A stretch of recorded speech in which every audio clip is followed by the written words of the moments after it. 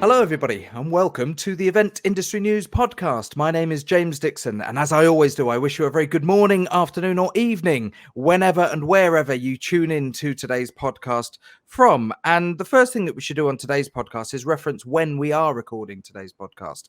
It's Thursday, the 17th of June, and unless you've been hiding in a cave recently, on Monday, the 14th of June, Prime Minister Boris Johnson took to his famous lectern now and announced that he was going to be delaying the lifting of final restrictions in the UK beyond the original date of the 21st of June, which should have been this Monday, and extending that by a further 4 weeks, meaning that those final restrictions of social distancing and lockdown measures that we've all been party to for the last 12 months or so will now, as it stands, be lifted on the 19th of July. Inevitably, that caused a lot of consternation within the events industry that has suffered terribly as a result of these restrictions and is constantly being pushed back and, for want of a better phrase, having the goalposts moved as they attempt to get back to some form of operational normality. Our guest today wrote quite a fervent response to that on his company's website, which was posted on Tuesday. And I'm delighted to say now that the author of that post, Mr. Mike Seaman, CEO of Raccoon Events, joins the Event Industry News podcast to have a little chat about that today. Mike, a very good morning to you and welcome to the podcast. Good morning to you too. Thanks for having me on. You're very welcome. And I think I've explained things and put things into context as to where we're up to now. You published this post as a response to it. Let's get straight into it. What was your initial reaction when you heard the announcement on Monday that many of us ultimately had already expected due to a lot of media activity over the weekend, anticipating that this would be announced? I was a bit frustrated, not by the announcement because we all saw that coming and we were all prepared for it, but the lack of coverage or mention of exhibitions. I heard weddings get a big mention. I heard lots of stuff about the entertainment industry and the hospitality industry. We weren't even spoken about, and it just sort of made me really annoyed that throughout this whole process, it felt like we've been getting some progress with lobbying and with stuff's been happening, and once again we were just forgotten. It's interesting, isn't it? Because in the last 12 to 18, 24 months, really, if you go back to the whole Brexit debate and the issue of trade deals and trade, that word trade is often used by politicians, isn't it? We must get trade going, and trade deals. And it's been non-stop, really. If you put the pandemic to one side and you go back to the huge talking point politically, which was Brexit for many, many months, if you then dovetail that into the exhibition and the events industry and the conference industry, a huge amount of trade is done within UK exhibitions, isn't it? Give us some of the figures, because I think you quoted some of them in your post on Tuesday about just how many exhibition events there are in the UK. Yeah, and this is stuff that comes from the AEO, and credit to them because they've been doing a good job sort of lobbying this. But pre-pandemic, we had 1,077 trade and consumer shows every year, and we employed 114,000 people. That was estimated to stimulate, and this is just exhibitions, that was estimated to stimulate £70 billion worth of trade. That's a significant amount of money to just ignore. And for trade to happen, you need to provide opportunities for trade. And that's exactly what exhibitions do. They provide serendipity, or as I call it, accidental collisions, where you bump into the thing that you didn't know that you wanted and you either buy it or you start a purchasing process. That's really important. That's gone. We've moved everything into quite a transactional purchasing process because we've lost those accidental collisions in our business lives. We're all working from home. We're squeezing in time where we can. We're searching for what we need, not what we don't know we need, if that makes sense. And I think that's the bit that's got missed in this whole process. And I thought long and hard about. I wrote quite a ranty article, which is the article you're referring to. And I thought I've been meaning to write this for quite some time because it's quite frankly gotten under my skin. But then there's the PR side of me says that if you come out complaining that the exhibition industry is screwed, do people then think your business is screwed? And does it make you look weak? Do you lose customer confidence? And so I think that's why a lot of these big businesses and big personalities have actually been quiet because they don't want to run the risk of sort of sticking their head above the parapet and maybe sort of losing some customer confidence. But I just went, screw it. It needs to be said. I'm going to say it. I'm not saying it for me. The people I'm really worried about are our supply chain. Events are going to come back. COVID is going to go. And at the end of that, we are going to need to run events. And when you look at 83% of freelancers have got no work and no support, how are those guys going to come back and deliver our trade shows in September when we want to get going again? And that's the position I'm in. I am a freelancer. I'm a one-man band working in the events industry. Gun for hire. I get the phone call, I get the email. Can you help us on this event? We need somebody to do X, Y, and Z on our production team. We have an awards event. All of those sort of 1 day, 2 day jobs that form the bread and butter of my diary on a year-to-year basis. And it's the same for security, for AV, for the guys who build the shell scheme. All of these guys. Look, exhibition organisers are going to be okay. Venues are going to be okay. For me, it's annoying to move a show. It costs me tens of thousands of pounds because I have to stick stuff over. We lose business every time we move a show, but we've actually gotten quite good at moving shows. And our team have become sort of experts at it. And so we have a process that we use and it works. And the business is fine because we did a big cash raise at the back end of last year, which, has secured our future. But we're not going to be fine if we can't then run shows. So someone's got to stand up and go out and say, look, support these guys like you who are suffering. And further than that, sorry, you got me on a rant now. Further than that, this is my post. If anyone's read the article, it was quite ranty and I toned it down, but now I'm going ranty again. Our customers, 80% of our customers are SMEs. We essentially create marketplaces. I organise large-scale B2C health and wellbeing events. So like the National Running Show, National Snow Show, Cycle Show, etc. People come to our events and they pay for a stand and they sell more than they spend. And they make profit from doing these shows. And these are small businesses that you might not otherwise get to see on the high street. And that's kind of the USP of our business. Those companies have now lost an opportunity to connect with customers. They don't have high street retail representation. They don't have a way to get their products known or seen by new audiences. So their businesses are just stagnant. And that just feels horrible. And to put things into context, Raccoon Events, which is your business, you run events for a very, very specific sort of outdoor, sports orientated market. And it's quite obvious there that you must have some very, very specialist exhibitors, very, very specialist suppliers. They are targeting not a niche audience because, people who go running, the running community now is large, but as a show, that's a specialist exhibition, isn't it? It's a specialist event for a specialist marketplace. And so, as you said, that understandably cuts off essentially the supply line, the contact line from your exhibitors and your clients and their potential customers.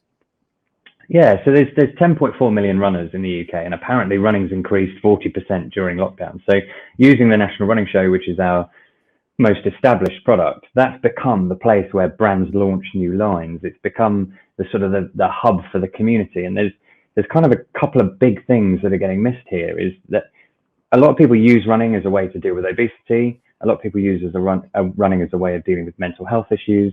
And without sort of places to gather and learn how to do it properly, then are you actually encouraging people not to do that? Now, you would argue maybe not with this 40% increase, but I believe that our show has a place in the community. And I know COVID is serious. I know it's a big deal. We have to take it seriously. And I'm not saying that we shouldn't, but 2,400 people go into hospital every single day where obesity is a factor. 19 people take their own life in the UK every single day. There are other issues that are equally as important as COVID, and there are other solutions that can help. And I think we need to be talking about the obesity epidemic. We need to be talking about the mental health crisis in this country. We need to move away from single issue politics and single issue strategies, and we need to broaden up, open up trade and deal with everything. And I think that's the job of government, is to actually develop an approach that helps everyone and deals with all of these issues conjunctively, not necessarily in isolation.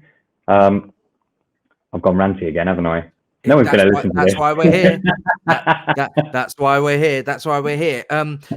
You raised what I consider to be a very, very valid point in the post that you put on. And we should point out raccoonevents.com. If you go to raccoonevents.com and go to their news page, you'll see Mike's post that was published on the 15th of June.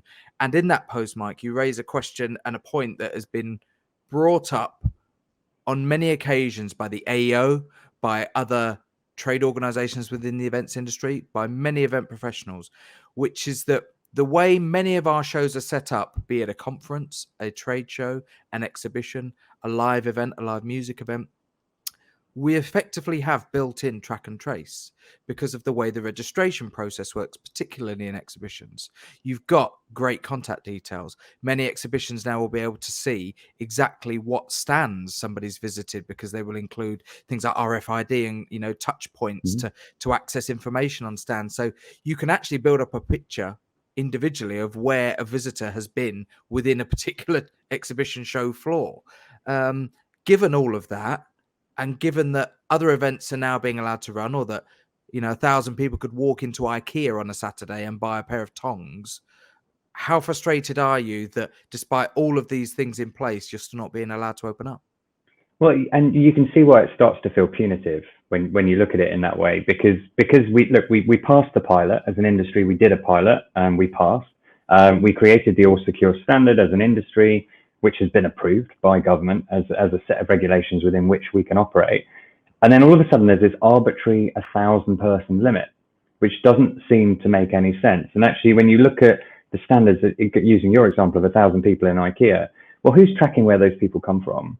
How is that interaction being managed in store in comparison to how the exhibition environment could be managed under something like an All Secure standard? Now, events like me will probably not be the ones to come back first because we rely on high density and high volume. But you look at Confex, which was due to run on the 22nd of June.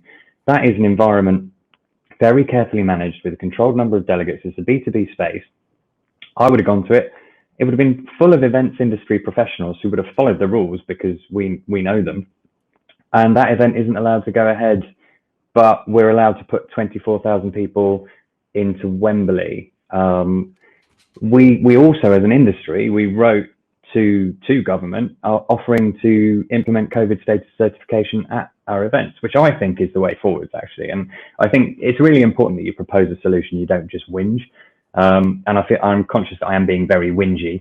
But actually, for me, the solution is the COVID passports, which was the word that government wanted to avoid. But actually, if you can pre-test everybody that's going into an environment, then surely that has to be the way to get live events running. And we could do that tomorrow. The app has the functionality. If you've been double jabbed, if you've had a negative test that morning, or if you've got antibody proof, then you're allowed into the event. If you don't, you're not. And you could even incorporate some testing facilities on site. That would start to move life forwards, and that would feel quite constructive. And that was very much the vernacular that was out there. That came from government. That was their solution, and that's just gone. They've just forgotten about that.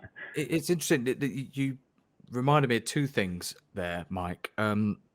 Firstly, I don't know if you caught on the radio this morning, but Melvin Benn from Festival Republic was on one of the major UK sort of radio breakfast shows this morning, talking about that very thing, which is lateral flow testing on the day that festival goers are due to turn up at the gates and exchange their ticket for a wristband. Turning up with a negative test, it's perfectly feasible now. And that reminded me of the fact that in order for schools to open, they implemented a mass testing program. I have two teenage sons, the youngest of which is still in secondary school, and he is required at the moment to do 2 tests a week, and has done since when was this? Just prior to the Easter holidays, when they actually went back into schools. There are 2,000 pupils in his school. So by operating the testing program twice a week, not even every day, twice a week, they're able to put 2,000 students plus staff into that school. And when you start drawing parallels like that, you start to see, I'm going to hasten to say lack of common sense, but there seems to be a lack of joined up thinking that if it's okay to let 2,000 students into a school because they've tested twice a week and are negative, why not be able to let 2,000 people into an exhibition when they've tested negative on the day that they were due to arrive? And I think that's the bit where people get frustrated. That's where people like me go all ranty and write articles, is because it does seem that the events industry has just been overlooked in that, because actually there's no difference in those interactions in those spaces. In fact, probably within an exhibition, those events would be argued to be safer. And then you look overseas and you look at the States, so the USA, where we've got a couple of events over there now. I mean, they're open for business. They see the value of exhibitions and they're going for it. And you have to look at this and you go, as an organizer now, we're very embedded in the UK and we love this market. But if it's easier for me to trade in other countries and do my business over there, then you know, why wouldn't I consider that? And you have to start looking at that and thinking, well, maybe it's just easier to not be in the UK. And so why is UK PLC encouraging an industry that generates 70 billion of economic impact to leave? And that's what they're trying to tell us to do. Is there a situation that the events industry maybe has created itself? We've made such a noise in the last few months about virtual events and hybrid events. Everyone's used to doing video meetings now, but at Event Industry News and equally over on the Event Tech Live side of things, we've seen loads and loads of chatter and news and shouting about virtual events and how event organizers have pivoted to run successful virtual events and take their conferences online. Have we unwittingly put out a message that we're surviving by being able to run things virtually when the reality is far from that? Yeah, I think probably that is the case. And I think there's been this big war between virtual and live, and one was always going to replace the other. And I think that's a lot of people have agendas when they're talking about virtual and they're talking about live, and it's generally which areas they operate in. I think it's been great that a lot of us have been able to pivot to digital, and actually, as everybody is talking about now, the answer is having an omni-channel approach. But we all need live events. We all need digital strategies. I personally am not a fan of virtual events for my community, but there are virtual events that work for some communities. I personally hate hybrids, but that's another rant. Digital communities definitely the way forward. And you know, using websites and optimizing digital communities is the future for all of us, because we're all running data businesses. But this goes back to my earlier point, which is saying how great our pivot to digital has been, is that projection of confidence. And it's businesses trying to go out and show their customers that they have solutions, they're here to stay, they're going to ride this out. And I think that's really important. But equally, at some point, we all need those live events to come back, because we all know that's how we make the most money. And that's how those freelancers, those 114,000 people, get back to work. So if we want to return to pre-COVID in terms of the live events model, we need live events. That doesn't mean that digital will go away or those virtuals will go away. We need those as well. And actually, that's an opportunity for the whole sector to grow. So I think unwittingly, by trying to project confidence around that digital space, exactly as you said, we've almost shot ourselves in the foot, and government go, well, they seem okay. And I think there's a few other things in terms of lead times, when we talk about lead times to get events going, because a lot of exhibitions and larger scale things take a year to get going. There's this perception from government that we can't really do much to help them because it's trying to turn a cruise ship as opposed to sort of just quickly nip in. But a lot of organisers have sort of got dates in the short term that need help. So there are, I mean, you look in September, there's an event every 2 minutes in September. So if government do not get cracking and get this sorted and get us open on this new date of July 19th, then people are going to suffer. And, you know, I really hope that's the case. I really hope they open on the 19th. And I think we need to start putting pressure on them now to do that and to deliver on their promises and find a way. It's not just acceptable anymore to keep kicking the can down the road. We've done that for a year and a half. We've savaged the economy. We've savaged an entire industry. And 60,000 people are out of work in our industry, which is sickening. They're my friends, they're your friends. It's people, you know, people like you who are freelancers who rely on that stuff. They're not working at the moment, and we need to stand up for them. Yeah, and that flows right down. Actually, the events industry has a huge, I suppose, relationship with the live music sector as well.